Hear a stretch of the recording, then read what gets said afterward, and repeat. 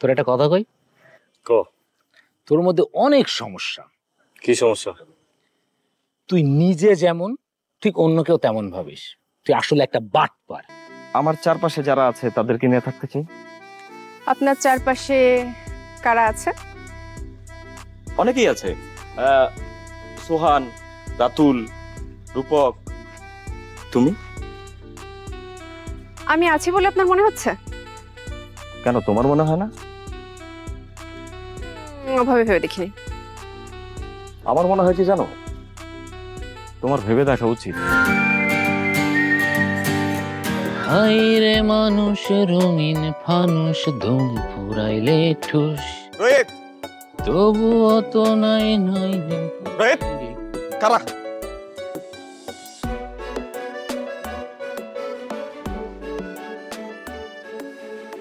তোর লগে আমার কথা আছে। আমার লগে আবার তোর কি কথা? তুই যখন লগে তাল মিলে এত কিছু করতেছস, তুই কি জানোস ঘটনা কি করতেছে?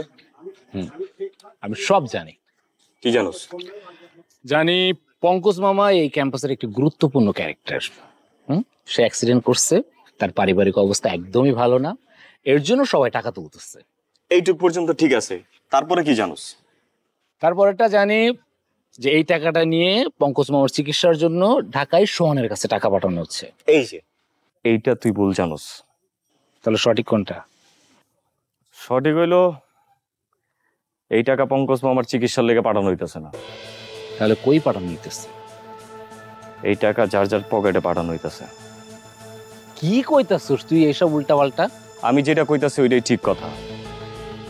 জনগণের টাকা যে যার মতো ভাগ করে পকেটে ঢুকাইতেছে, মাঝখান থেকে তরে আর আমারে ঢুকাইতেছে। শোন সবুজ, তোর এই কথা আমি কোনোভাবে মানতে পারতেছি না। তোর মানা না মানা কিচ্ছু যায় আসে না বাজান, যেটা সত্য ওইটাই তোর আমি কইতাছি। শোন সবুজ, তোর একটা কথা কই। রাতুল, রূপক এরা আমার বন্ধু, এদেরকে আমি খুব ভালো করে চিনি। এরা ওই ধরনের ছেলে না। তোর মাথাটা একদম গেছে রে বাজান। কেউ কি তোর কানের সামনে এক কইবো যে টাকার ভাগ আমি পাইছি, আমরা ভাগ করে নিতাছি, টাকাটা আমরা মারছি? কইবো? তো তাহলে কি? তোর একটা বুদ্ধি দিই, তুই আর আমি চলগো কাছে যাই, গিয়া কই আমগো টাকার ভাগ দে। এই সবুজ, এই তুই কি পাগল নাকি?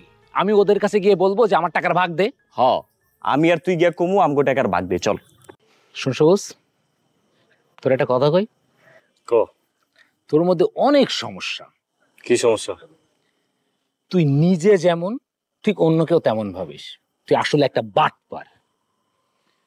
আমায় দেখো না, ফেরানো যাবে না,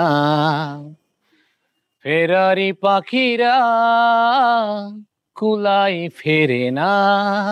ফিরবি ফিরবি, ঠিকই ফিরবি। আজ বুঝবি না বুঝবি কাইল, পাশা থাপড়াবি পারবি কাইল।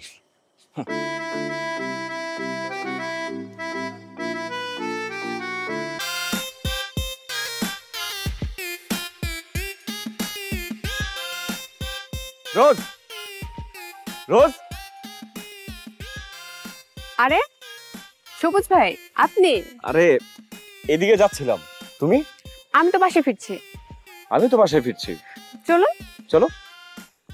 আপনি সোহানভাইদের সাথে থাকেন না? হ্যাঁ। আরে না রোজ, তুমি এটা কি বললা? আমি সবুজ সোহানদের সাথে থাকি?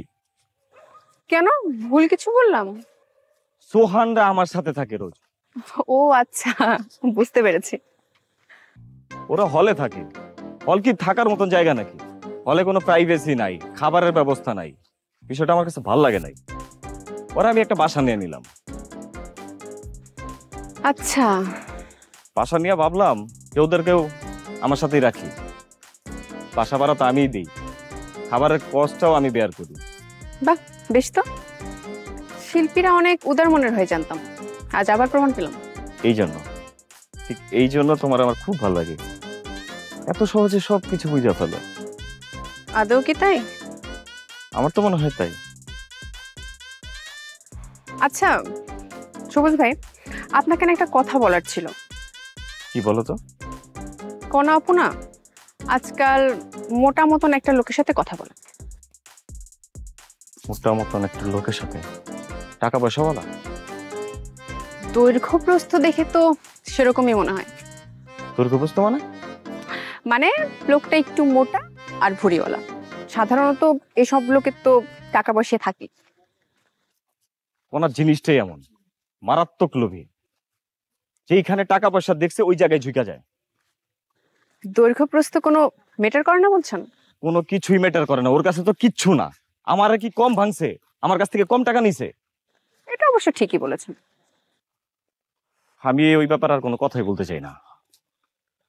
ওইটা আমার জীবনের একটা কালো অধ্যায়। আমার কিন্তু মনে হয় ব্যাপারটা খুব সাময়িক ভুল বোঝাবুঝির ব্যাপার, খুব দ্রুতই মিটে যাবে। আমি মিটাইতেও চাই না। আমি আমার অতীত নিয়ে পড়ে থাকতে চাই না। আমি শুধুমাত্র আমার বর্তমান নিয়ে থাকতে চাই। আপনার বর্তমান সেটা কেমন?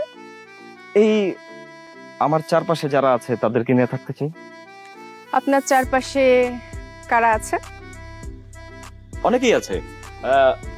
সোহান, রাতুল, রূপক। তুমি? আমি আছি বলে আপনার মনে হচ্ছে? কেন, তোমার মনে হয় না? ওভাবে ভেবে দেখিনি। আমার মনে হয় কি জানো, তোমার ভেবে দেখা উচিত। সময় হোক, তখন ভেবে দেখবো। তুমি যতটা সময় চাও আমি ততটা সময় দিতে রাজি। ভালোই বলেছেন। তবে একটা কথা কিন্তু সত্যি, আপনি খুব ভালো গান করেন। কি বলতে চাও তুমি? কিছু বলতে চাই না, শুনতে চাই।